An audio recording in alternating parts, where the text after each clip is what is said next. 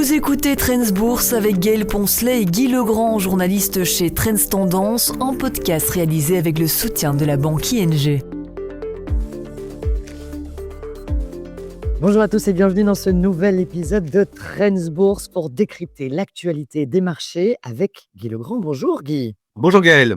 Alors, on a encore eu pas mal d'événements cette semaine qu'il faut qu'on essaye de comprendre et qu'on décortique. La première que je voulais essayer de comprendre un petit peu, c'est la décision de la BCE qui a choisi donc de maintenir ses taux. Et c'est vrai que dans le contexte hautement inflationniste dans lequel on est en ce moment, on peut s'interroger quand même sur cette décision, non? Mais c'est vrai que on va dire que le non-événement de la semaine dernière, mais qu'il faut absolument y revenir. En effet, taux inchangé. Remarquons au passage, parce qu'il faut quand même le savoir, que le consensus du marché est que la Banque centrale américaine, la Fed, abaisse son taux son taux de base une fois cette année, alors que la Banque centrale européenne le rehausserait à 2 reprises. Quand on dit monter des taux, c'est 0,25%, donc 0,25%. Voilà ce que le marché pense. Bon, en attendant, il ne s'est rien passé. Visiblement, les banques centrales attendent de voir, comme on dit. Maintenant, ce dont il faut bien se rendre compte aussi, c'est que ce n'est pas aussi évident que ça en a l'air. Faut-il vraiment monter les taux? Il y a une certaine controverse sur ce terrain. Remarquons de manière fondamentale l'inflation que l'on est en train de vivre et que l'on craint qu'elle va s'aggraver dans le courant de l'année. De fait, aussi bien, il faut quand même le rappeler, aussi bien le Bureau du plan en Belgique que la Banque centrale européenne ont fait passer leur prévision d'inflation pour cette année de 1,9 à 2,6%. C'est sensible et il est évident qu'il faut en tenir compte. Mais faut-il monter le taux dans un tel contexte inflationniste? Mais ce n'est pas une inflation d'euphorie. Quand, imaginons que les planteurs de pommes de terre belges gagnent des fortunes parce que les Chinois ne rêvent que de frites belges, ils vendent leurs pommes de terre à prix d'or, ils achètent des voitures de luxe, tout s'emballe, ça rejaillit sur tout le monde, on dit: «Attendez, attention, l'inflation menace, on va calmer le jeu» et on augmente le taux d'intérêt de base. Mais quand c'est le prix de l'énergie qui flambe, on ne s'enrichit pas, il n'y a pas d'euphorie, au contraire, on s'appauvrit. Faut-il vraiment remonter les taux d'intérêt pour lutter contre un appauvrissement? Ça paraît un peu antinomique, il faut bien le dire. Et par ailleurs, si l'on parle aujourd'hui si souvent de stagflation, donc une inflation, mais aussi une stagnation de l'économie, c'est bien parce qu'on craint que cette hausse, cette flambée même des prix de l'énergie ne pèse lourdement sur les entreprises et ne pèse sur l'économie. Alors, c'est peut-être plus la peine de remonter les taux si l'économie ralentit déjà d'elle-même. Et alors, troisième argument que certains soulèvent avec pertinence, en fait, les taux de la Banque centrale doivent-ils vraiment monter alors que le marché lui-même a déjà réagi avec cette inflation qui est vue en hausse et qu'il est déjà peut-être à la marge, le marché a réagi en demandant un rendement plus élevé de la part des obligations de l'État. Le rendement d'une obligation à 10 ans, par exemple, c'est le reflet des anticipations d'inflation, tout simplement. Donc, ce taux a déjà monté. En Belgique, le lot à 10 ans donc de l'État belge est passé d'un plus bas de 3,14 à 3,50 en fin de semaine dernière. On frisait les 3,60 d'ailleurs la veille, le jeudi. Même chose relativement donc en Allemagne pour le Bund, enfin un petit peu partout. Donc les stores du marché ont déjà réagi à ça. Et faut-il que les banques centrales en remettent une deuxième couche? Ça n'est peut-être pas évident finalement. Oui, c'est vrai, peut-être pas besoin d'enfoncer le clou davantage, d'autant que, on l'évoquait, hein, les prix d'énergie, ça pèse quand même sur les entreprises et on peut le voir aussi sur, les marchés. Les valeurs industrielles souffrent particulièrement en ce moment. Mais oui, moi je retiendrai ici la journée de jeudi à Bruxelles, hein, parlons de la Belgique ici. Hem, un jeudi rouge quand même. Bon, l'indice Belvin a reculé de 2,4%, ce qui sort quand même déjà de l'ordinaire, mais on a surtout remarqué la chute véritablement de valeurs industrielles. En effet, bon, Umicore, moins 8%, ça peut s'expliquer aussi par le repli du prix de l'or.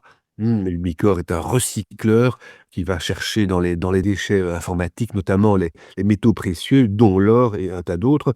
Bon, voilà, valeur plus classique, Solvay, moins 6%, Syensqo, moins 3%. Remarquons aussi moins 3% pour Azelis, qui est un distributeur de produits chimiques, mais qui est assimilé un peu aux valeurs industrielles et qui, lui, est en déroute, hein, moins 62% sur un an, c'est vraiment une catastrophe. Alors, pourquoi les valeurs industrielles? parce que les prix d'énergie grimpent et l'industrie est un grand consommateur d'énergie, c'est bien connu. Il faut beaucoup d'énergie pour produire aussi bien de l'acier que les produits chimiques, etc. Mais les valeurs, on parle ici des valeurs industrielles belges et européennes aussi, Saint-Gobain a fléchi, parce que ce sont les Européennes et aussi les Asiatiques qui souffrent de cette flambée des prix énergétiques et pas vraiment les Américaines. Rappelons que les États-Unis se suffisent à eux-mêmes en matière d'énergie. Ils ont leur pétrole, ils ont leur gaz, ils sont exportateurs même de pétrole et de gaz, rappelons-le. Et ce qu'il y a aussi, c'est que le prix du pétrole est à peu près le même partout dans le monde. Il est grosso modo le même pour les Européens et pour les Américains, pardon, mais pas du tout le prix du gaz. En 2 mots, le gaz, si on n'a pas d'oléoduc, il faut le liquéfier, transporter sur des navires très spécifiques qui coûtent très cher. Il faut des unités de liquéfaction, des unités aussi de regazéification à l'arrivée. Donc le gaz, le transport du gaz coûte très cher et c'est ce qui explique que traditionnellement, historiquement, hélas, le gaz est, dit-on, 4 à 5 fois plus cher en Europe qu'aux États-Unis. C'était même pire que ça en 2022, après l'invasion de l'Ukraine. Donc les industriels européennes sont en souffrance, comme les Asiatiques, ce qui nous intéresse un petit peu moins. Nous souffrons, contrairement aux États-Unis. Ça, c'est le malheur de l'Europe, de devoir importer son pétrole et surtout son gaz. Oui, ça, c'est un élément qu'on évoque régulièrement, hein, ce manque d'autonomie dans l'énergie, européenne. Est-ce qu'on peut quand même se dire qu'il y en a qui parviennent à tirer leur épingle du jeu dans ce contexte? Qu'il y a des gagnants? I il y a des gagnants, oui, mais en fait, c'est un peu surprenant et ça mérite d'être examiné de près. On pourrait se dire spontanément, intuitivement: «Ah, les valeurs pétrolières sont évidemment les grandes gagnantes avec le prix du pétrole qui s'envole». Pour le gaz, c'est moins évident, il y a pas de grandes entreprises qui produisent du gaz.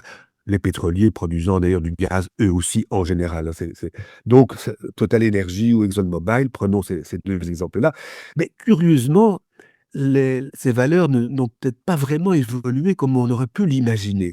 Total Energy, c'est vrai, ce même jeudi rouge pour les industriels, Total Energy a grimpé de 4,2%, bon, pas mal, pour reculer déjà de 2% vendredi. Ah, bon, c'est déjà fini. Plus 6,2% sur la semaine, oui, c'est pas mirobolant, mais enfin, attention, ça avait monté avant sans doute. Depuis la fin février, donc juste avant, le déclenchement de la guerre, Total Energy a fait plus 14,4%. On peut pas appeler ça une flambée, c'est plutôt sympathique, évidemment, pour les actionnaires de l'entreprise. C'est beaucoup mieux que le reste du marché qui a quand même, un peu souffert. Ouais, c'est pas une flambée véritablement et ce qui est assez cocasse à relever, c'est que la première semaine de guerre, Total Energy avait grignoté 1,4% à peine. Donc oui, c'est pas mal, mais c'est pas une flambée. Par contre, depuis le début de l'année, cette action est en hausse de 37%. Ah bon? Donc en fait, Total Energy avait bien grimpé avant la guerre et s'est un peu amélioré seulement depuis lors. Voilà qui est quand même un peu surprenant, à première vue et ce n'est pas un cas unique. Je citais ExxonMobil, le géant américain. Tiens, qu'est-ce qu'il a fait lui de son côté? Première semaine de guerre, le cours est en baisse. Légère, mais en baisse quand même et depuis la fin février, on est en hausse de moins de 5%. Donc pas grand-chose. Mieux que le marché encore une fois, mais pas grand-chose. Par contre, depuis le début de l'année, 30% de hausse. Donc ces 2 valeurs, le secteur pétrolier, on peut le dire, avait grimpé avant la guerre et n'a pas tellement profité de ce conflit. Il faut dire évidemment que, bon, voilà, ces grands groupes sont souvent présents, peu ou prou, dans le Golfe, ont des unités là-bas et comme c'est le Golfe maintenant tout entier qui est un peu en guerre, c'est vrai qu'il y a de quoi s'inquiéter et de quoi ne plus être aussi euphorique qu'en début d'année pour ce qui est du secteur pétrolier. Un mot encore, Total, les analystes, 15 sont à l'achat, mais 10 aussi simplement à conserver et leur objectif de cours moyen est inférieur de 8% au cours actuel. Donc, pas d'euphorie sur les pétrolières finalement, et aussi curieux que ça puisse paraître. Dans la catégorie enseignement, entre autres, on peut, parler d'un fait divers, hein, parce que c'est vrai que voilà, quand on l'amène comme ça sur la table, on se dit: «Bah, pourquoi on parle de ça?» Mais parce que, je pense qu'il y a effectivement des enseignements à tirer de la situation et en gros, c'est un petit peu la réaction du marché avec, Super Micro. Oui, c'est assez cocasse, c'est un fait divers effectivement, mais comme ça on parle d'entreprise et puis on parlera d'une autre de Dell après ça. Mais Super Microcomputer est une entreprise de taille moyenne, enfin 12 milliards de dollars, de capitalisation. Après, il est vrai, une chute de un tiers vendredi, 33,32. C'est exactement un tiers donc. Le cours a chuté de 30 pardon, de 30 à 20, euros, dollars pardon, dollars bien sûr. Que s'est-il passé? Beh, c'est assez cocasse, enfin, ou plutôt c'était même ça sort de l'ordinaire, il faut bien le dire. Un des cofondateurs de l'entreprise et 2 autres personnes, ont été prises à main dans le sac d'un excès de patriotisme, on va dire ça comme ça. Ces gens sont de nationalité ou d'origine chinoise et ils ont exporté vers la Chine pour 2,5 milliards quand même, hein, c'est pas un petit truc par-ci par-là, des serveurs dopés à l'intelligence artificielle bien sûr, mais qui contenaient des puces Nvidia frappées d'interdiction d'exportation vers la Chine.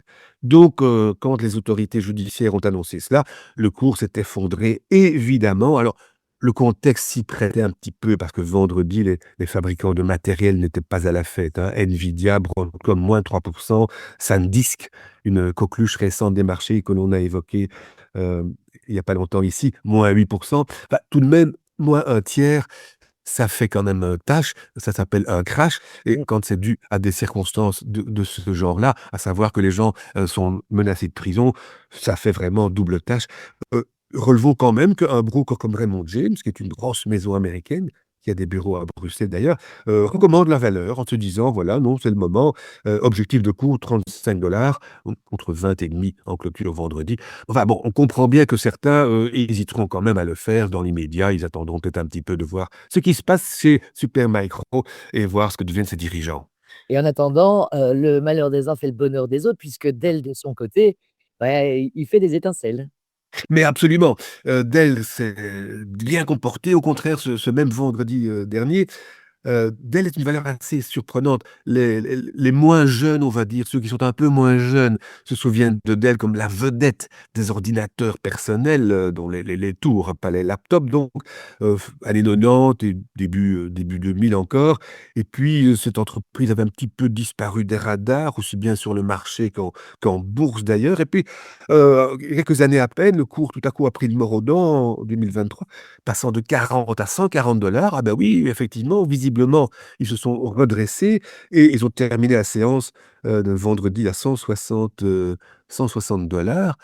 donc fois 4 en 2-3 ans pour le cours de bourse. Alors que s'est-il passé? Bon, d'abord de très bons résultats. Chiffre d'affaires, marge, bénéfices par action supérieurs aux attentes. Ils, annoncent des nouvelles générations de serveurs, donc serveurs IA, pour les exploitants de centres de données, avec des nouvelles, puces Blackwell de dernier cri, donc de Nvidia. Mais alors, on l'avait dit, tiens, j'ai dit: «C'est un fabricant de serveurs». Tiens, Supermicro, fabricant de serveurs, ben oui, ce sont 2 entreprises grosses concurrentes et comme Supermicro a de gros soucis, on s'est dit: «Tiens, mais ne voudrait-il pas mieux se tourner vers Dell en bourse?» parce que, sur le marché, les clients risquent de faire la même chose. Dell va donc en profiter et du coup, beh, Dell, voilà, se porte bien pour 2 raisons. Une bonne raison qui sont ses résultats et une mauvaise raison qui sont les ennuis judiciaires de son concurrent. Et les analystes sont assez chauds sur la valeur, on ne s'en étonne pas. Ils sont à 11 sont à l'achat, un seul est à conserver. Il y en a un à la vente quand même, hein. Dell est une entreprise plus importante, hein, elle pèse 100 milliards à peu près. Mais on salue donc le renouveau de Dell, doublement dopé, vendredi dernier. Quels sont les enseignements qu'on pourrait tirer de toute cette semaine d'actualité? Mais moi, je reviendrai sur les valeurs pétrolières parce que c'est quand même assez surprenant de voir que les pétrolières, n'ont pas beaucoup, voire presque pas bénéficié de la flambée des prix du pétrole et du gaz, alors qu'elles l'avaient fait en début d'année, bien avant la guerre. Donc je crois que la leçon, c'est attention de ce que l'on peut imaginer spontanément, intuitivement, comme disent certains, beh, ça ne se vérifie pas nécessairement. Ça peut paraître pas vraiment logique d'ailleurs, mais bon, disons, si les marchés étaient très logiques, ça se saurait et tout le monde serait déjà riche, comme dirait l'autre. Donc méfions-nous de ce que l'on peut penser intuitivement. Ça ne se vérifie pas nécessairement, loin de là. Un investisseur ne peut pas faire confiance à son intuition, si j'ai bien compris. Ça ne suffit pas. Merci beaucoup, Guy, en tout cas, pour ce décryptage. Je vais te proposer de céder la place à Vincent Juvin. On parlera un petit peu d'entreprise de logiciels. Et puis, on se retrouve, nous, à la semaine prochaine pour un nouveau décryptage d'actualité économique. Avec plaisir. Place maintenant à l'analyse d'un expert en investissement d'ING pour décrypter l'actualité économique. Bonjour à toutes et à tous. Alors, saviez-vous qu'environ 70% des revenus des entreprises de logiciels sont récurrents? Ils proviennent de licences ou d'abonnements annuels. Et c'est une caractéristique qui les rend particulièrement résilientes dans l'environnement actuel. En effet, la guerre au Moyen-Orient entre maintenant dans sa 3e semaine et rien n'indique pour l'instant que le blocus du détroit d'Ormuz prendra fin prochainement. Dans ce contexte, les investisseurs sont de plus en plus préoccupés par un risque potentiel de stagflation, c'est-à-dire une croissance économique plus faible combinée à une inflation plus élevée. Alors, c'est un environnement particulièrement difficile pour les investisseurs car il existe peu de refuges. Les marchés d'actions et obligataires ont tendance à baisser simultanément. Alors, dans un environnement de stagflation, il est important de privilégier les entreprises dotées d'un pouvoir de fixation de prix. Le pricing power, dit-on en anglais, c'est-à-dire celles qui peuvent répercuter la hausse de leurs coûts, par exemple liée à l'augmentation des prix de l'énergie, dans leur prix de vente, et ce sans perdre de part de marché, protégeant ainsi leurs bénéfices. Mais tout aussi essentiel est leur capacité à conserver leurs clients lorsque la croissance ralentit. Il faut des entreprises dont les produits répondent à une demande inélastique, c'est-à-dire que même si l'économie faiblit et que le chômage augmente, eh bien les consommateurs continueront de les acheter. Alors, le secteur pharmaceutique en est un bon exemple, quelle que soit la conjoncture. Si vous avez besoin d'un médicament, vous continuerez à l'acheter. Si la pharmacie est un secteur défensif évident, le secteur des logiciels l'est aussi devenu à nombre d'égards. Et ça peut évidemment paraître surprenant pour la plupart d'entre vous. En effet, lorsque l'économie ralentit, les gens vont certes moins au restaurant ou voyagent moins, mais ils ne résilieront pas l'abonnement du système d'exploitation de leur ordinateur, ni leur stockage cloud, où toutes leurs photos sont conservées. De plus, le secteur logiciel n'est pas intensif ni en pétrole ni en gaz, et l'industrie est concentrée autour d'un nombre limité de grands acteurs clés, capables dès lors de fixer plus facilement leurs prix et de répercuter les hausses de coûts. En résumé, le secteur des logiciels est l'un des rares segments de marché actions où les investisseurs peuvent trouver une certaine protection actuellement face au risque de stagflation. Food for Thought, merci d'avoir écouté ce podcast et rendez-vous dans 2 semaines pour une nouvelle édition. Voilà pour cet épisode du podcast Trends Bourse. Vous trouverez plus d'astuces, de conseils et d'analyses pour vos investissements chaque semaine dans Trends Tendance. Ce podcast vous est présenté avec le précieux soutien de ING.